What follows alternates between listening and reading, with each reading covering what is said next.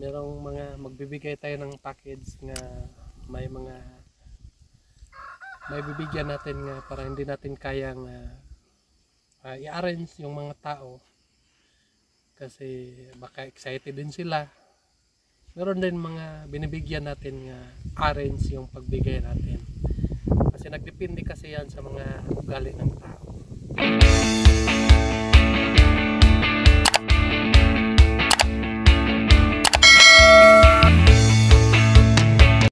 Hello po mga kababayan, magandang umaga sa inyong lahat. Kumusta na kayo dyan? So, nandito tayo ngayon sa aking bukiran mga kababayan, dito po sa may tanim. So ito yung kamote mga kababayan. So natatandaan nyo po mga kababayan yung kamote nga ito. At malayo ang kinuhaan ko itong kamote mga kababayan. Sobrang layo po ang kinuhaan ko ito. So yung kinuha ko doon sa ilan ni Russell. So ito na yung kamote mga kababayan. Malalaki na. So at papunta yung kamote natin dyan sa baba. So galing po ito ila Russell mga kababayan. Sobrang saya ko po dahil matagal na ako hindi nakapunta dito. So tinanim ko lang. So iniwanan ko na at saka ngayon ay bumalik ako dito at nakita ko yung kamote mga kababayan at malapit na, no? Malapit na ito magbigay ng mga bunga mga kababayan. So at ilang buwan na rin kami nagpunta doon, mga sobra buwan na kami nagpunta doon sa bahay nila Russell. So makikita din ninyo mga kababayan at itong pananim ay sobra buwan na rin nga pagtatanim. So mga mga Pebrero ito mga kababayan, Enero to Pebrero mag-harvest na tayo ng kamote nang galing nila Russell. So naisip ko kasi mga kababayan nga nung kamote nila wala na dito sa amin yung mga puti nga kamote. Yung kamote namin dito yung mga na lang, yung mga obi, mga rainbow. So yun na lang ang mga kamote namin dito. So pagtingin ko sa mga kamote nila mga kababayan, yung kamote pa ng mga kakaraan, mga kamote pa ng mga ninuno namin. So kaya inaisip ko nga magkuha ako ng semilya at tinulungan din ako ni Sir Paul magkuha ng semilya at ni Peter Paul, no? Dahil kami lang tatlo ang nandoon. So nandito na yung kamote natin. So kapag mamunga na ito, mag-harvest na. Mamunga na ito, saka mag-harvest na tayo. Magdala lang ako sa inyo ng kamote, mga piwitim. Dala ako ng ilang piraso. So para matikman din ninyo ang bunga ng kamote para sa inyo. Masarap siguro itong kanyang kamote. Yung mga bunga ay mapuputi mga kababayan. So ngayon ay kasi may bagyo na naman mga kababayan. Kita natin yung mga saging. Dito lang ng bagyo. Ingay na. Gagawin ko rito mga kababayan. Maghahawan muna ako ng kamote. Limpisa muna. Dadala ko na itong sanggot ko mga kababayan para limpisa ng kamote. At pagkatapos ko nga maglimpisa dito mga kababayan, puntahan natin yung ating pananim at ating kalabasa. So doon sa kabila mga kababayan ay kalabasa. So dito din sa kabila may kalabasa din dyan, pero mga maliliit pa. At saka doon sa baba, doon yung mga kasamahan ko mga kababayan, sila ay maghukay lupa para taniman ng kamote. Ang produkto natin ngayon ay muna kalabasa at saka kamote para hindi lang masyado mabigat. natin. Pagkatapos lagyan konti ng kamote. Itong kamote mga kababayan, hindi na pwede ito. Pwede na ito lang abono. Yung ano lang kalabasa. So, may mais natin doon sa kabilang mga kababayan. Hindi ko pa inapos kasi sobrang mura po yung mais ngayon. Ano lang, nag-12 ang kilo ng mais. Mura po. So, saka na lang natin yan harvest. Pag may time na tayo mag-harvest kasi sobrang busy po ngayon mga kababayan. At samahan nyo na lang ako sa aking mga gawain ngayon nga araw.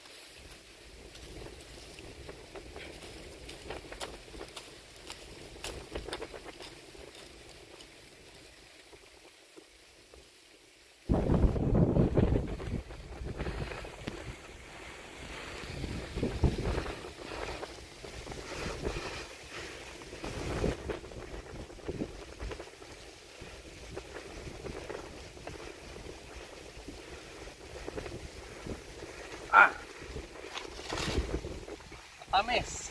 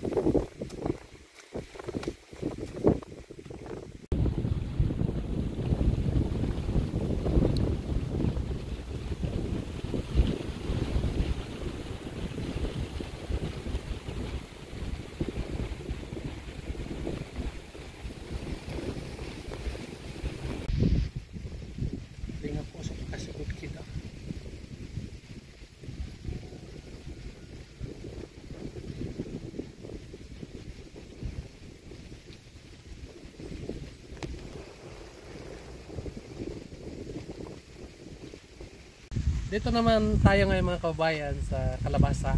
So ito yung kalabasa natin ay malapit na ito ma-harvest. Pang December ito mga kababayan. Kaso lang po ay mura yung kalabasa natin ngayon. Mura yung bili nila. So Meron naman mga bunga mga kabayan. At nabasa natin.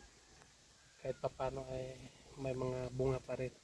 Ito yung ano ng hangin, no? Nawalis ng hangin. Mabuti ay naulanan. So bumalik yung kanyang dahon. So, hindi na masyado marami yung bunga niya kasi naano ng hangin talaga mga kabayan. Yung bagyong ano, say bagyong ito? Bagyong Christine. Oh, bagyong Christine. So buti na lang ay ano, meron pang mga bunga ng ating kalabasa. Yung kalabasa natin ay papunta doon sa dulo, pababa, at saka doon sa kabila ay doon ko tinatanim yung ano, doon ko tinatanim yung bagong kalabasa. So meron tayong bagong kalabasa doon. Saka baka naman ay abutan pa tayo ng mahal-mahal na presyo. Sobrang mura talaga dito mga kabayan. Sobrang mura ang presyo ng ating kalabasa. So, meron ng mga bunga mga kabayan ng ating kalabasa.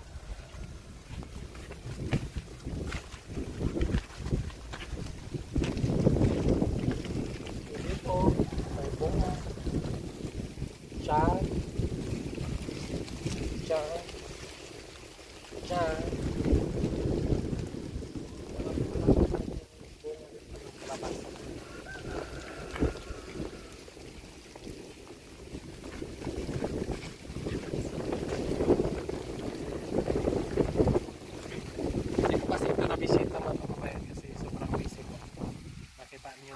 Sa aking vlog na nagpunta kami doon sa Sitio Bansel. Pagkatapos ay nagpunta kami doon sa Alon, doon sa unahan ng Alon. Sobrang busy po mga kaubayan. Tsaka merong mga magbibigay tayo ng package nga may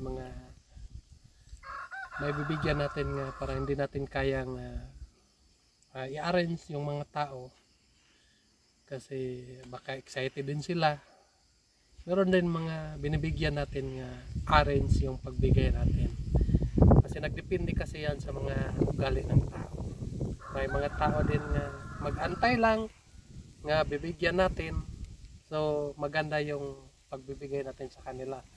Pero meron din mga tao nga hindi na sila makaantay, no? Tungod sa ka-excited nila. So yung mga tao ay dasok. So mahirapan tayo, lalo na kapag mag-isa lang ako, dalawa lang kami ng Istong. Si Istong ay magbibidyo, so wala nang makaano ng mga tao. So pasensyahan na lang natin mga kabayan yung mga tao kasi sila ay excited lang siguro silang makadawat sila ng mga package ng galing ng ating mga sponsor sa ibang bansa. No? So maraming salamat po sa inyong padala ng mga package. So marami po ang nakikinabang mga kababayan ng mga package. So dito muna tayo. Ipakita ko muna sa inyo yung aking mga kaganapan dito sa aking bundok. At saka ngayon ng araw ay papahinga muna ako dito sa aking farm. Magtatanim muna ako. Dahil po ay dito ako lumaki sa farm. Ako ay dito lumaki sa farm. So kaya ay pag dito na ako sa aking bukiran mga kabayan, masaya ako dahil makita ko yung mga tanim ko, no? So kahit papano ay meron pa rin tayong maharvest. So, masaya ako, no? Kahit mura ang bintahan, pero ito ay hindi galing sa galing ito sa aking lakas at pawis, no? So masaya tayo. So dito ay punta tayo dito sa kabila.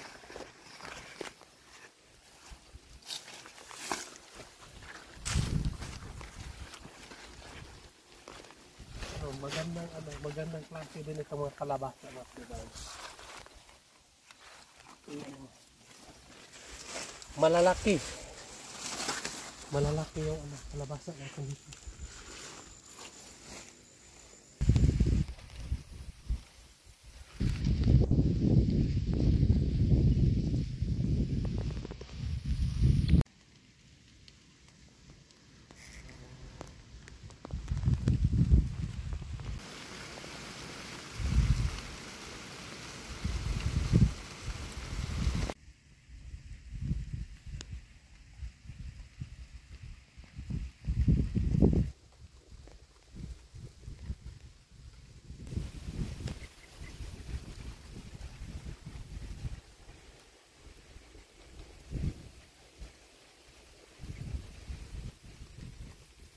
Yun lang po mga kababayan, maraming salamat po sa inyong lahat na walang sawang nagasubaybay, nagasuporta ng aking YouTube at saka sa lahat ng PBT, maraming salamat po sa inyong pagsubaybay sa aming mga YouTube mga kababayan. Sana po ay huwag kayong magsawa at maraming salamat din sa lahat ng mga nagpapadala ng package para sa ating mga kababayan nga katutubo ng katulad ko.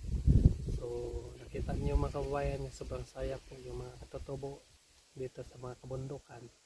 Sana po ay marami pa tayong matulungan ng mga kababayan kong mga katutubo. So yan lang po. Mag-ingat kayo dyan palagi. God bless you. Bye-bye.